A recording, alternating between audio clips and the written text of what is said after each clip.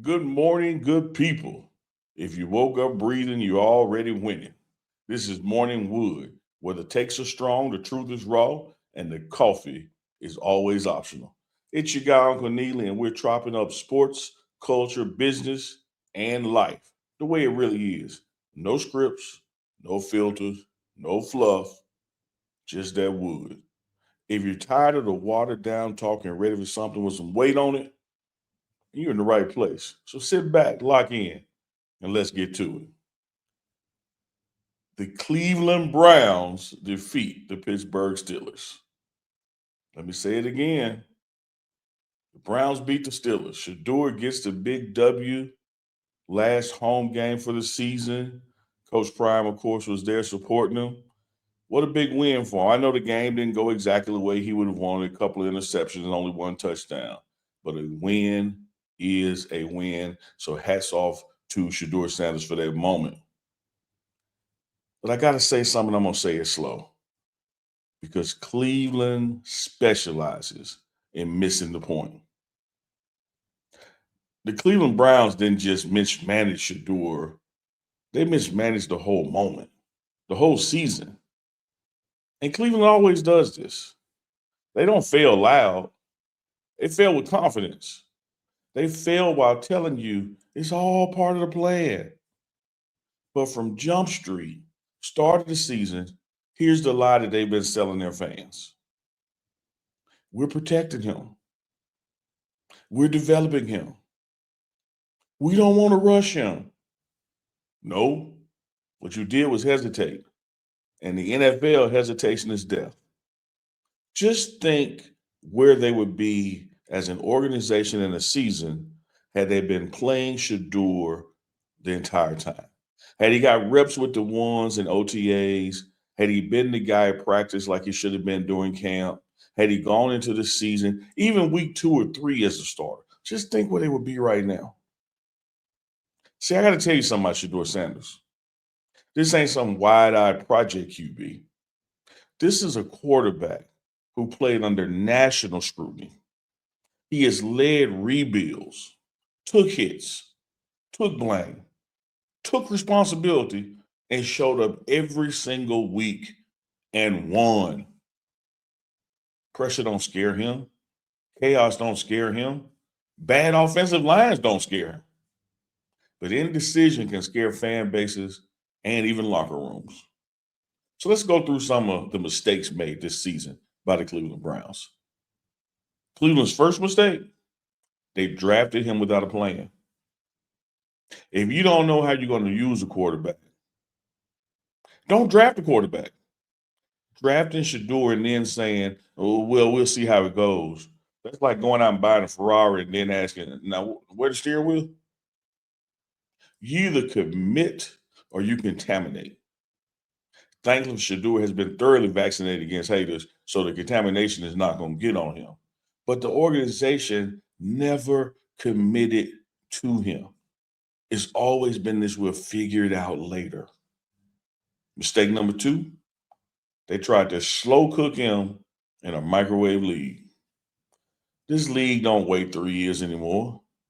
Fans don't wait. Locker rooms don't wait. Defenses don't wait. And quarterbacks especially don't wait while playbooks are being changed. Coordinators are rotating. Offensive lines are shuffling. He's thinking on his 10th offensive line this season. And the message keeps changing. Development requires clarity, not just patience, but clarity. Mistake number three, they made him earn things that other QBs get for free. Yeah. You know what Cleveland does best? They move the goalposts. Shadur makes a play. Well, we'll have to see it again. He leads a drive. Yeah, but that wasn't against the one defense. He has a great practice. Well, practice ain't the game. Meanwhile, other quarterbacks out there get bad games excused, poor decisions rationalized, and they get time that they didn't earn. Somehow, Cleveland has learned how to treat confidence like it's something to ration out. Did it to Baker, They do it to anybody who comes in the building that has confidence in self. Mistake number 4. They never empowered him as the guy. See, you can't half lead a locker room. Either he's the quarterback or he's the question mark. Let me drop that on you again. Either he's the quarterback or he's the question mark. And Cleveland purposefully kept him in football purgatory. That's hell if you don't know. Wasn't the starter, wasn't the future, not the backup that we trust. He was just there. And that erodes belief for everyone watching. Now, here's where it gets uncomfortable about Shadur in Cleveland. This organization loves quarterbacks in theory, but fears them in practice. Because real quarterbacks come with some things that make the Browns uncomfortable. They come with opinions, they come with presence, they come with accountability, and they especially come with expectations. And when a key QB, knows who he is, it exposes who you are. I'm gonna run that one at you again too now. When a QB knows who he is, it exposes who you are. So we got to talk coaching because this ain't personal. It's just being professional. I don't know Stefanski. Got no personal beef with him. I'm watching it with professional eyes. When your system is more important than your quarterback, you don't have a system. You have a comfort blanket. Good coaches adjust to talent. Average coaches protect playbooks. And Cleveland chose comfort over conviction. They had plenty of time to be convicted and convinced that Shedeur Sanders was the guy. But they chose doing what was comfortable. The Browns didn't fail Shadur because he couldn't play. They failed him because they couldn't decide. They couldn't commit. They couldn't lead boldly. The franchise keeps asking, what if he fails? Instead of asking, what if he wins? And as we sit here with one game left, they got a road trip to Cincinnati. They literally could be in the playoffs had they done this months earlier. But here's the coldest part.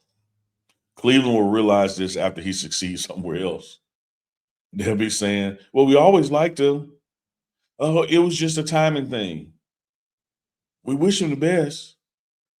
And the fans will be left saying, why didn't we get to see him do that here? Oh, you saw it.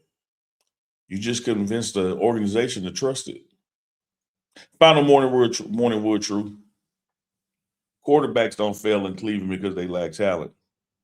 They fail because Cleveland lacks belief. And until that changes, it won't matter who lines up on the center. It won't matter if they draft a new offensive line and get a new wide receiver 1. None of that matters. Until you have a change in philosophy, a change in coaching in Cleveland, it's going to be more the same. Hey, y'all, that is Morning Wood for today. Hope y'all are getting ready for a safe and prosperous 2026 out there. As always, check in, tap in. Let us know where you're watching from in the comments. Don't forget to check in with Big Dog Chico or his platform.